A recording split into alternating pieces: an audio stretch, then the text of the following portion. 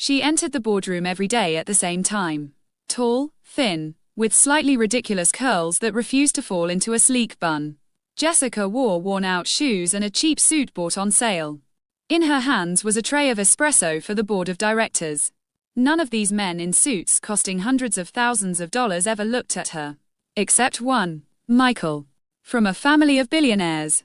He was 26. He graduated from the London School of Economics, drove a Porsche, and had a fiancée of his own rank, Charlotte, as slender and plastic as a Barbie doll. But he was looking at Jessica. At first, she thought she was imagining things. But one day, he stopped her at the door. "Do you always drink this coffee after you serve it? It leaves foam on your upper lip."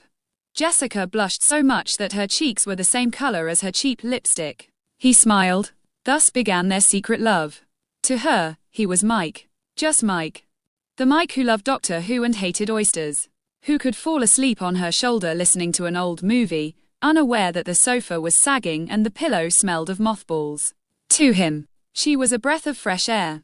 When Mike grew tired of parties where they discussed yachts and the Dow Jones Index, he would drive to her in the suburbs. To the tiny apartment Jessica shared with her ailing mother. Jessica's mother, Eleanor, whispered that he would gamble and then quit. But Jessica believed in his promises. In his, everything will change soon, in his goodbye kisses.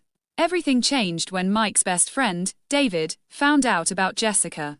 "Are you serious? That secretary of yours? Will you always be ashamed of her? Do you understand?"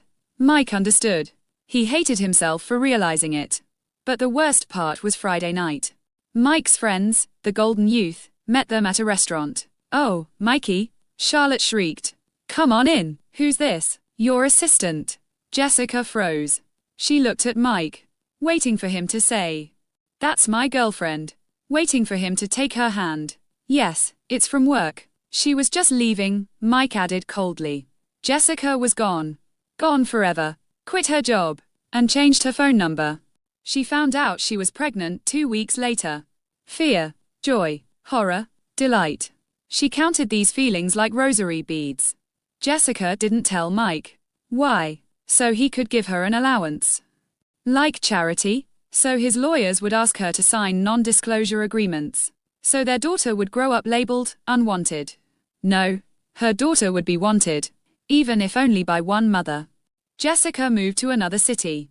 She got a job as an administrator at a private clinic. She worked during the day and studied accounting at night.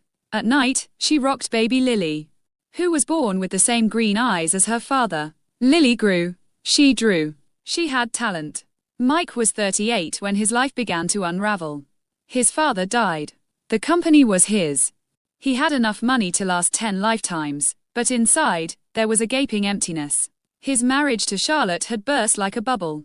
She took half the fortune and fled to Paris with her fashion designer lover. Mike was left alone in the huge house. He thought about Jessica more and more often. "What have I done?" Mike whispered. "I always loved only her, I was just afraid to admit it." He found Jessica's address 3 days later.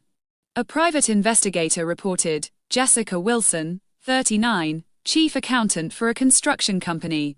Lives in the suburbs, raising a 12-year-old daughter, Lillian. The girl attends art school and has won several awards. Mike looked at the photograph.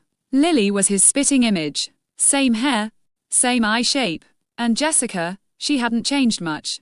Only calmer, wiser. He arrived in the evening. She opened the door and didn't slam it. She simply froze on the threshold. "Hi, Jess," Mike said. He was kneeling on the dirty doormat.